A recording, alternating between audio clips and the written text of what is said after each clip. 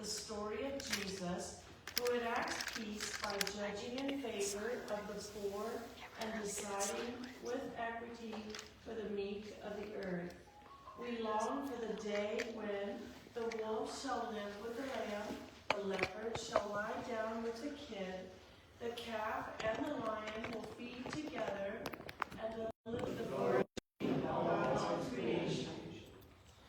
We light this candle of peace as a sign of our commitment to bring light to the places the world seeks to hide, until that day when all creation lives together in harmony and abundance.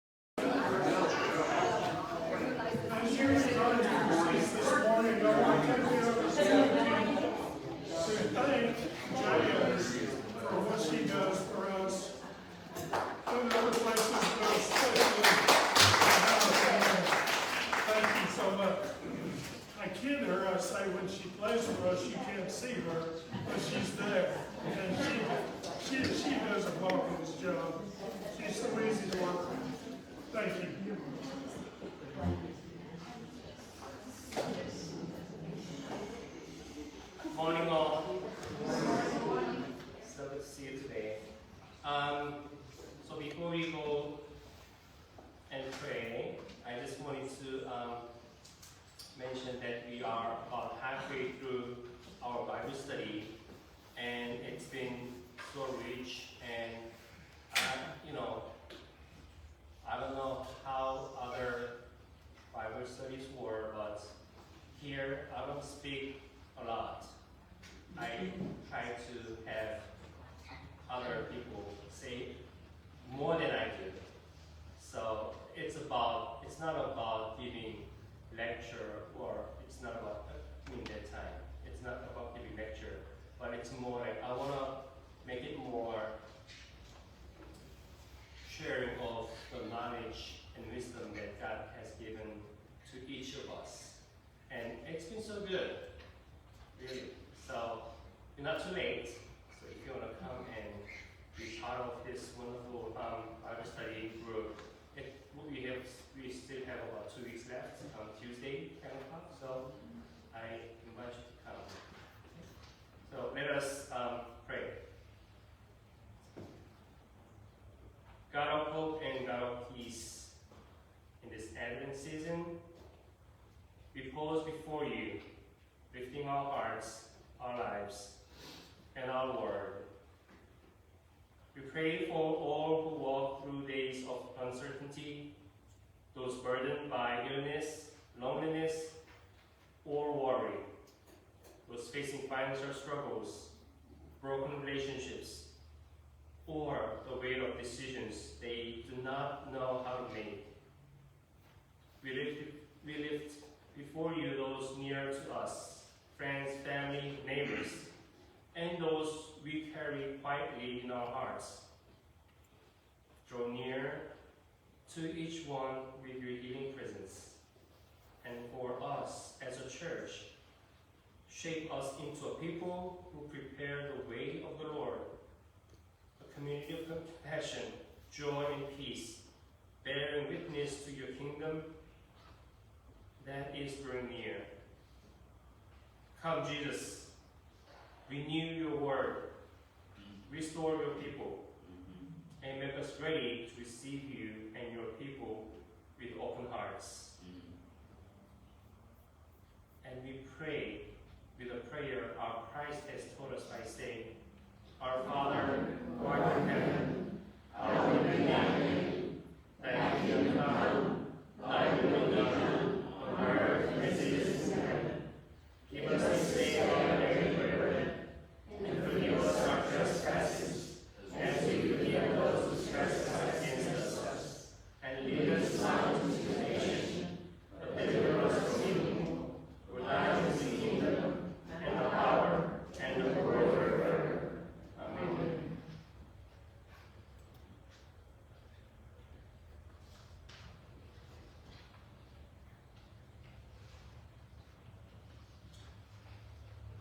And today's scripture is from Matthew chapter 3, verses 1 through 12.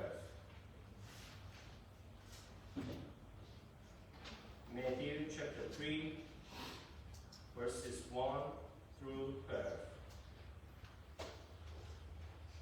In those days, John the Baptist appeared in the wilderness of Judea, proclaiming, Repent, for the kingdom of heaven has come near. This is the one of whom the prophet Isaiah spoke when he said, The voice of the one crying out in the wilderness, Prepare the way of the Lord, make his path straight. Now John wore clothing of camel's hair with a leather belt around his waist, and his food was locusts and wild honey. Then Jerusalem and all Judea and all the region around the Jordan were going out to him, and they were baptized by him in the river Jordan, confessing their sins. But when he saw many of the Pharisees and Sadducees coming to his baptism, he said to them, You brood of vipers, who warned you to flee from the coming wrath. Therefore, bear fruit worthy of repentance, and do not presume to say to yourselves, we have Abraham as our ancestor. For I tell you, God is able from these stones to raise up children of children to Abraham. Even now the axe is lying at the root of the trees. Therefore every tree that does not bear good fruit will be cut down and thrown into the fire. I baptize you with water for repentance, but the one who is coming after me is more powerful than I, and I am not worthy to carry his sandals. He will baptize you with the Holy Spirit and fire. His winnowing fork is in his hand, and he will clear his threshing floor and will gather his wheat into granary. But the chaff he will burn with unquenchable fire. The word of God for the people of God. Thanks be to God. Let us pray together. Lord, we come before you to this very sanctuary. We lived our lives in those weekdays, but today we come to hear your word. As we listen, soften our hearts and transform our hearts, and make us embody the word of God that you have prepared for us today. May the words of my mouth and the meditations of our hearts be acceptable unto you, our rock, our Redeemer. Amen.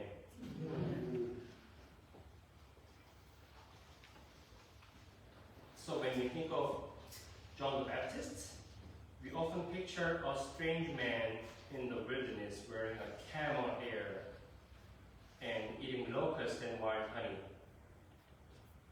keeping himself pure from the influence of the empire, the Roman Empire. So in my mind, he's like a holy person wandering in the deserts, in the wilderness. But for Matthew's community, he's more than just a holy wanderer. When they heard that he wore camel's hair and a leather belt, their mind immediately went to Elijah. What Elijah? In 2 Kings chapter 1, verses 7 to 8, King Isaiah is lying injured, and he sends his messenger to inquire by Zebul. Along the way, this messenger confronts a man, and this guy says, "Is there no God in Israel? Why are you going to Baal-zebub? Why are you going to the foreign god, pagan gods, when you have your own God?" And telling the messenger, "You know what? Your king will die." So the messenger came back to the king, and the king was asking, "What sort of man was he?" And the messengers were saying, "Oh, hairy man with a leather belt around him." And the king was like, "Oh, I know that man. He's Elijah. He's Elijah the Tishbite." The king answered. So when Matthew gave the audience John's clothing details, they were able to see that this was Elijah. And because according to Malachi, Elijah was the prophet expected to return before the day of the Lord. So if you look at Malachi, the final prophet in the Old Testament, and the final chapter 4, God promised like this: "I will send you the prophet Elijah before the coming of the great and dreadful day of the Lord." So for the people of God, The day of the Lord meant judgment, or purification, or salvation, and arrival of God's reign. So when John appeared in the wilderness, looking like Elijah, preaching repentance, baptizing in the Jordan, people thought, oh, this must be the time. This is the day of the Lord that is coming near. No wonder John was shouting, repent, for the kingdom of heaven is near. And no wonder they flocked to him, crowds streaming into the wilderness, confessing their sins, entering the Jordan River, the river which Joshua once led Israel into the promised land. So everything was perfect. To them, to the Israelites, it must have felt like a new promised land was at hand. They stood on the edge of something holy, something long waited. They've been waiting for this moment for a long time. So John was standing there in the Jordan River, not as a gatekeeper, but as a greeter, welcoming people into God's unfolding kingdom.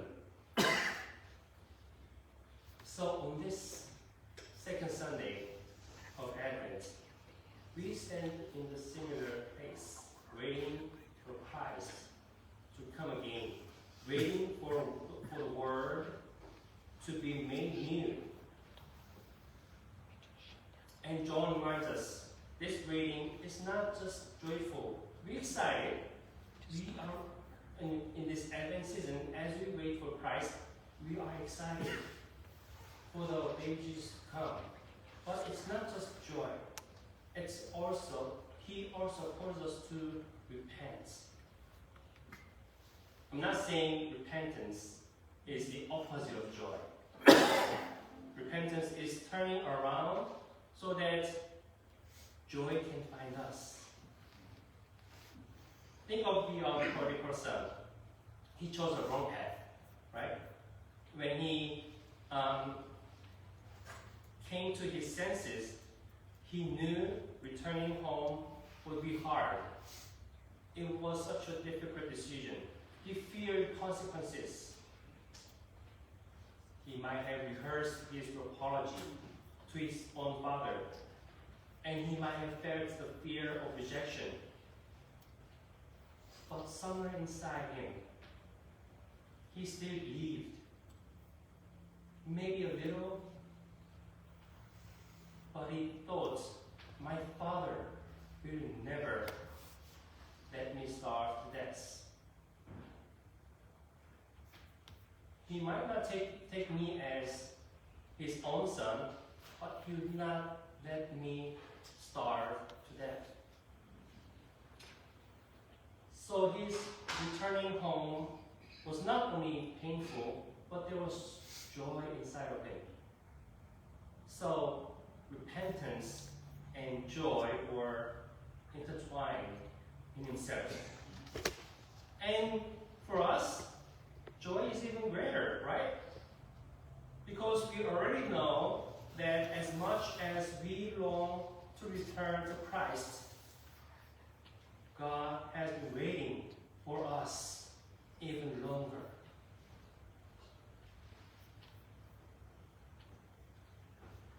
So the crowd comes, confessing, turning, wading into the Jordan with joy and with tears. It's a beautiful scene, right? People coming to Christ. People coming to repent. People expecting something great will happen into the new promised land. But then there's a twist. Matthew says, when he saw the Pharisees and Sadducees come coming for baptism. Reading just this, clearly they were not judging from a distance or nor trying to stop the crowds going to John the Baptist. They were just coming for baptism. But John yells at them, saying, "You brood of vipers, who warned you to flee from the wrath to come?" I mean, it sounds a little bit harsh, right? I mean, everybody else is welcome. He's a greeter to the kingdom of God. But to these people, he seemed very harsh. I mean, let's look at it from their point of view. They hear rumors. A wild prophet is in the desert, and people are calling him Elijah, and he's baptizing in the Jordan. And some of their colleagues think he's right. But others wonder, man, what if he's the one? What if he's the real thing? So they were curious, and they came, not to mock, and not to sabotage, but to be baptized. And then John calls them baby snakes. Essentially it means you children of Satan.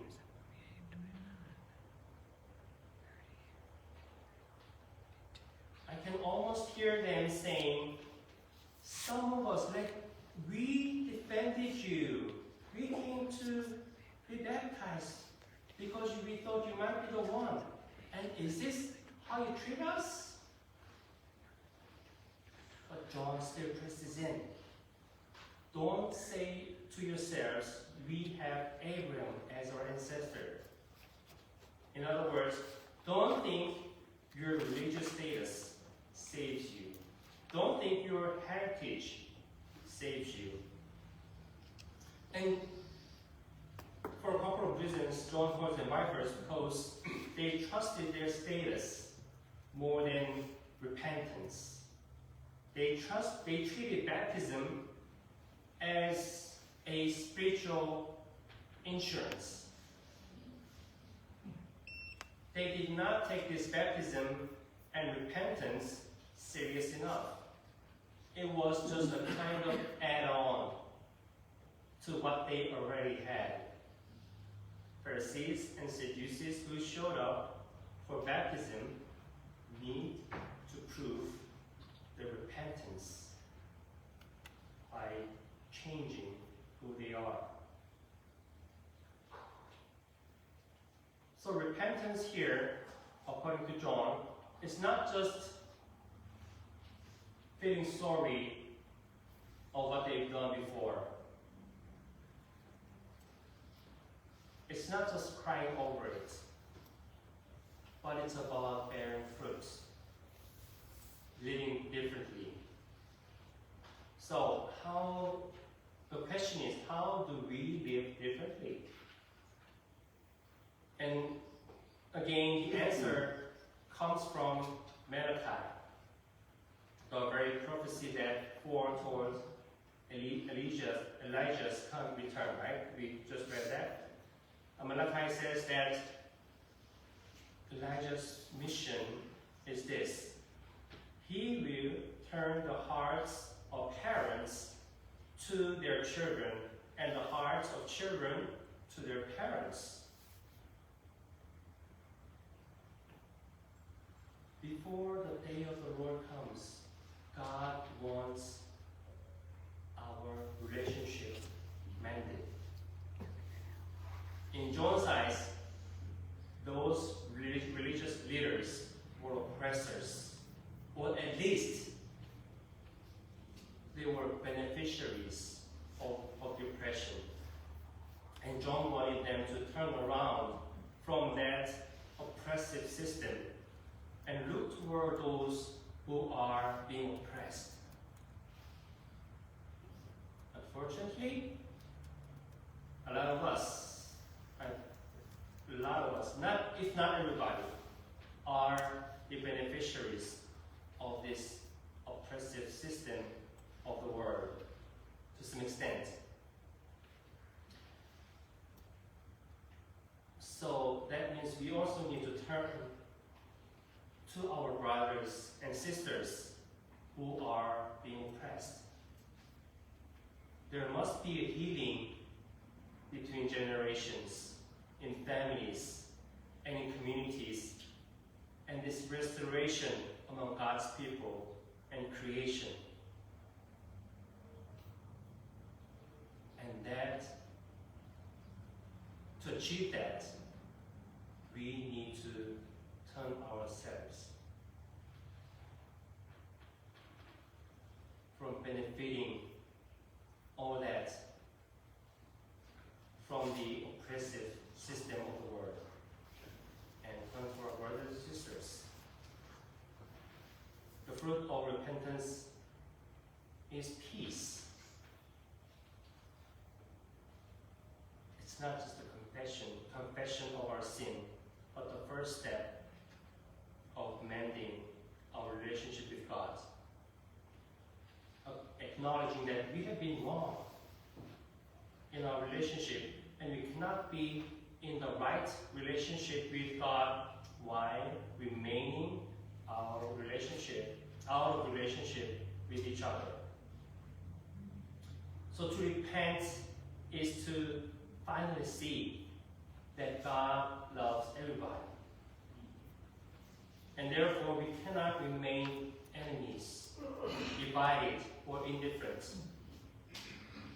So on this second Sunday of Advent, we just lit the candle of peace. And who are we waiting for? We wait for our Christ, who is the Prince of Peace. As our Christ comes again, we are called to bear fruit worthy of repentance, fruit of reconciliation, fruit of humility, fruit of forgiveness, and fruit of peace. Before we enter the new kingdom of heaven, God asks us to mend what is broken, to turn our hearts toward one another, to turn with honesty, with courage, and with grace. Amen. Let us pray. Holy and merciful God, we thank you for the voice of John the Baptist calling us again to turn towards you and toward one another. As we stand in this Advent season, make our repentance real. Where our hearts have grown hard, soften them and guide us toward healing. Give us courage to bear fruit worthy of repentance, fruit of justice, compassion, and humility, and love that crosses boundaries and restores the broken. Prepare our hearts for the coming of Christ, the Prince of Peace, that we may welcome him not only with our songs, but with lives transformed by your grace. In Christ's holy name we pray. Amen. Amen. And now it's time for the offering. Please call forward.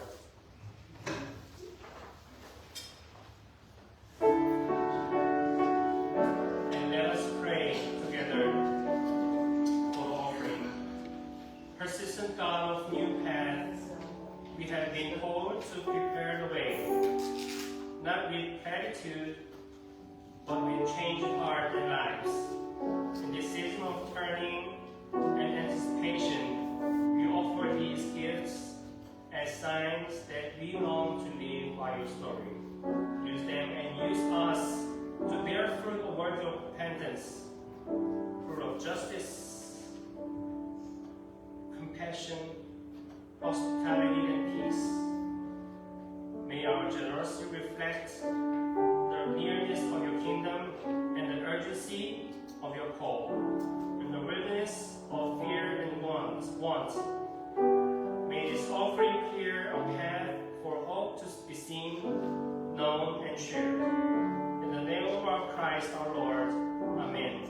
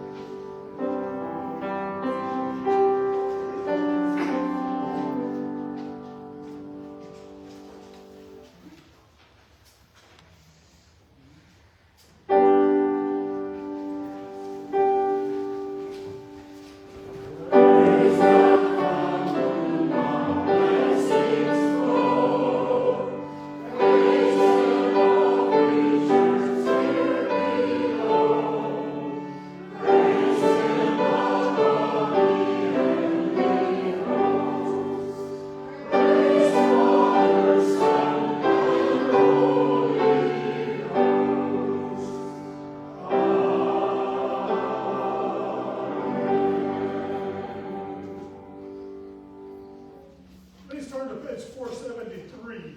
473. Lead me, Lord.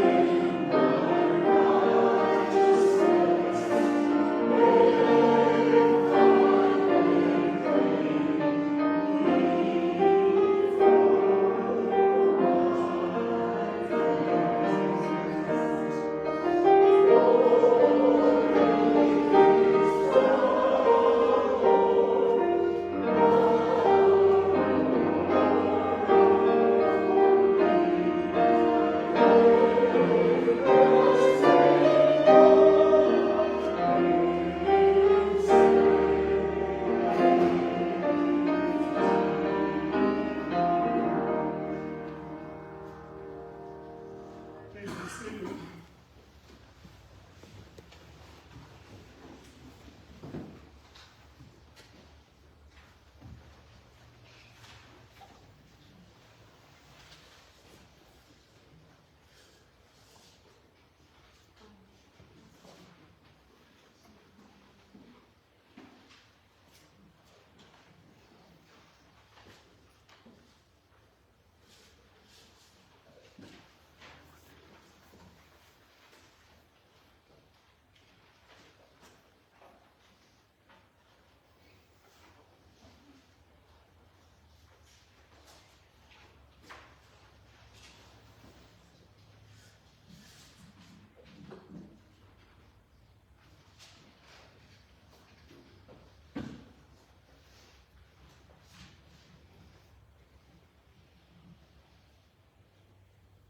Now it's time for the communion.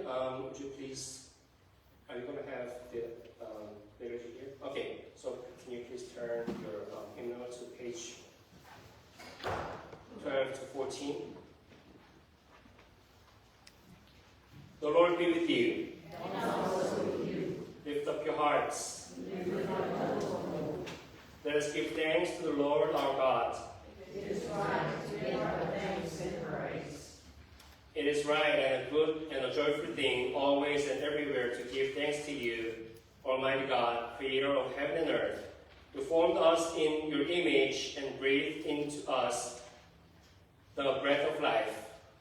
When we turn away and our love failed, your love remained steadfast. You delivered us from captivity, made covenant to be our sovereign God, and spoke to us through your prophets who looked for the day when justice shall roll down like waters, and righteousness like an ever-flowing stream. When nation shall not lift up sword against nation, neither shall they learn more and more. And so with your people on earth and all the company of heaven, we praise your name and join their unending hymn.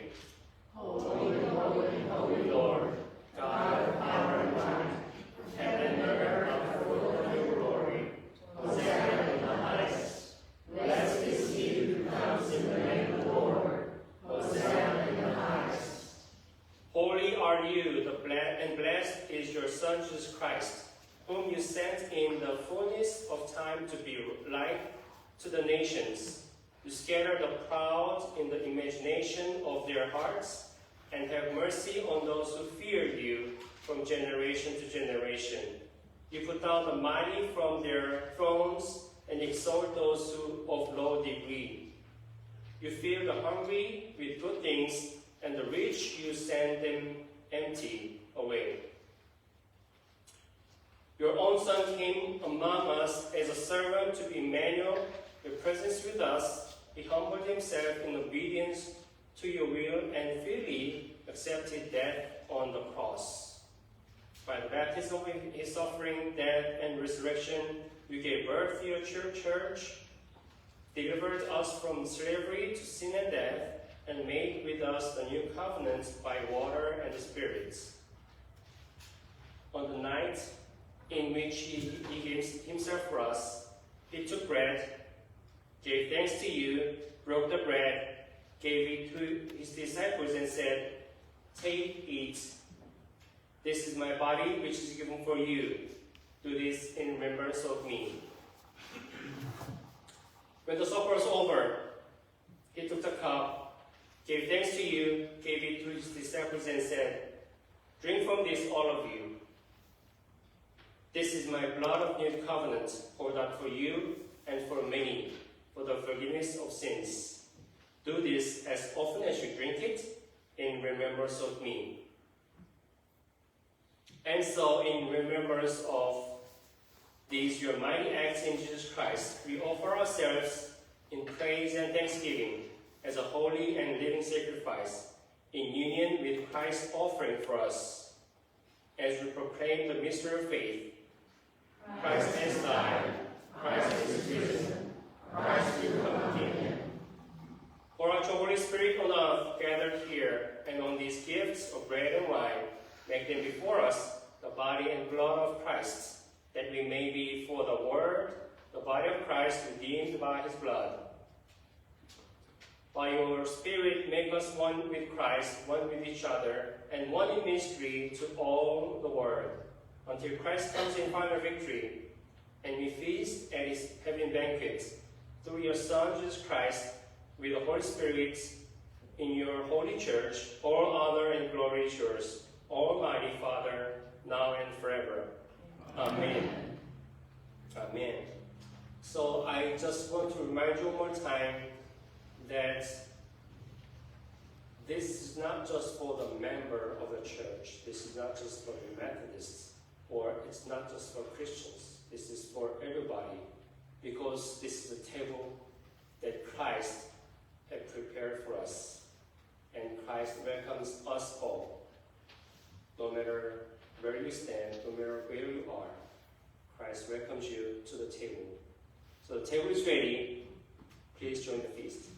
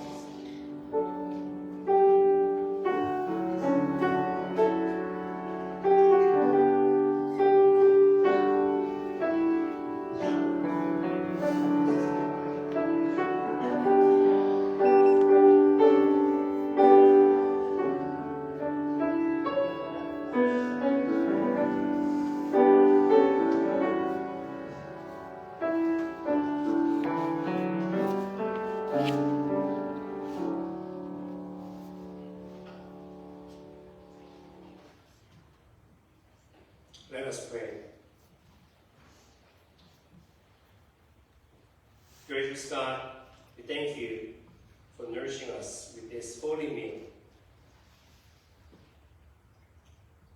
May what we just received renew our hearts, guide our steps, and send us as people of your peace. In Jesus' name we pray. Amen.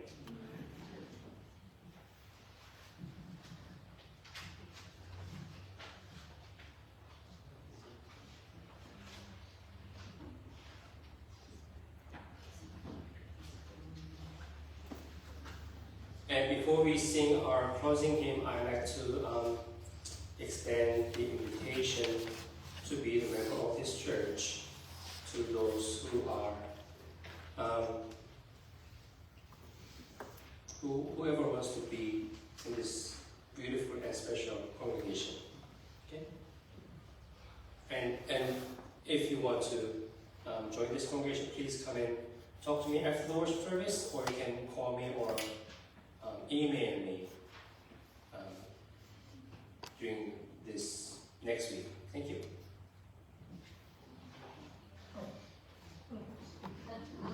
Thought you were to process the fire. Wouldn't blame you.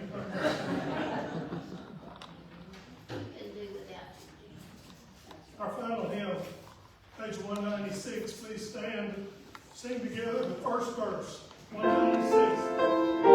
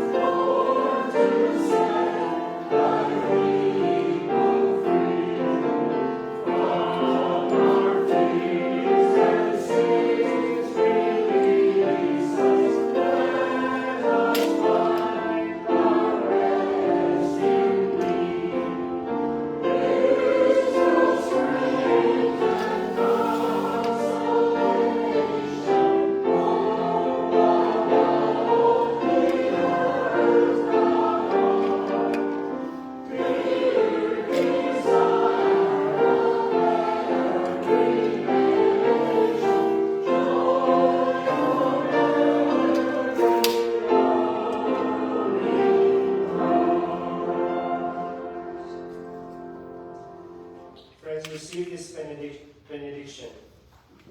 As you go from this place, may the God who calls you to repentance also surround you with grace that never lets you go. May Christ, the Prince of Peace, turn your heart toward God and your heart toward your neighbor. May the Holy Spirit empower you to bear the fruit of repentance. And may the Father, Son, and the Holy Spirit be with you and remain with you always. Amen. Thank you for joining us this morning. We hope that you'll join us again next Sunday morning at 10 a.m., either here on live stream or in person here in our congregation. We apologize again for the issues with our streaming this morning. Have a blessed week.